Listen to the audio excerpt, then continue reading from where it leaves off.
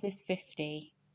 And Joseph fell on his father's face and wept over him and kissed him. And Joseph commanded his servants and physicians to embalm his father. So the physicians embalmed Yishmael, and 40 days were completed for him, for so are completed the days of embalming.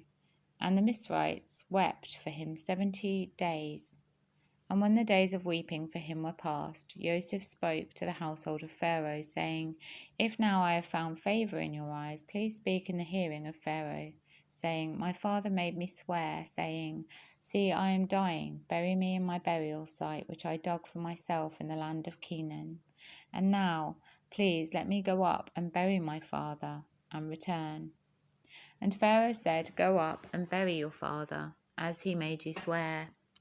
And Joseph went up to bury his father. With him went up all the servants of Pharaoh, the elders of his house, and all the elders of the land of the Mitzrayim, and all the house of Joseph, and his brothers and his father's house. Only their little ones and their flocks and their herds they left in the land of Goshen. And there went up with him both chariots and horsemen, and it was a very great company.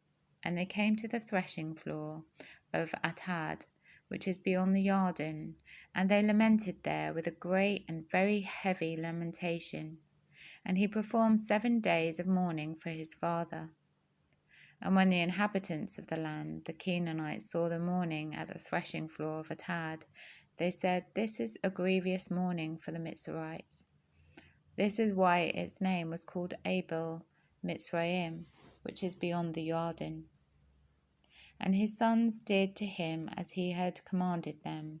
For his sons brought him to the land of Canaan, and buried him in a cave in the field of Machpelah before Mamre, which Abraham bought with the field of Ephron from Ephron the Hittite as property for a burial site. And after he had buried his father, Joseph returned to Mitzrayim, and he and his brothers, and all who wept up with him to bury his father. And all who went up with him to bury his father.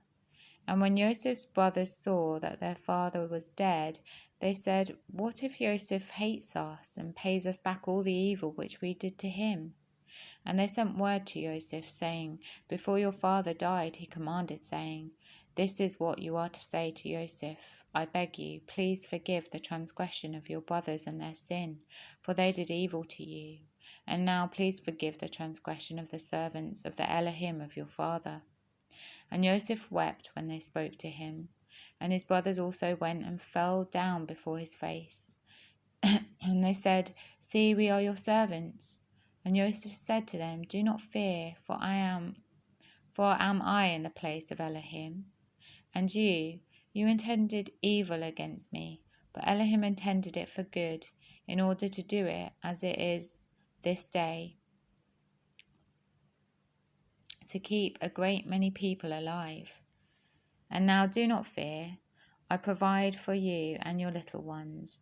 So he comforted them and spoke kindly to them. And Joseph dwelt in Mitzrayim, he and his father's household. And Joseph lived 110 years.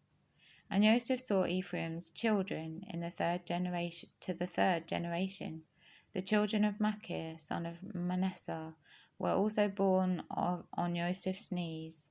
And Joseph said to his brothers, I am dying, but Elohim shall certainly visit you and bring you out of the land, to the land of which he swore to Abraham, to Yitzhak, and to Jacob.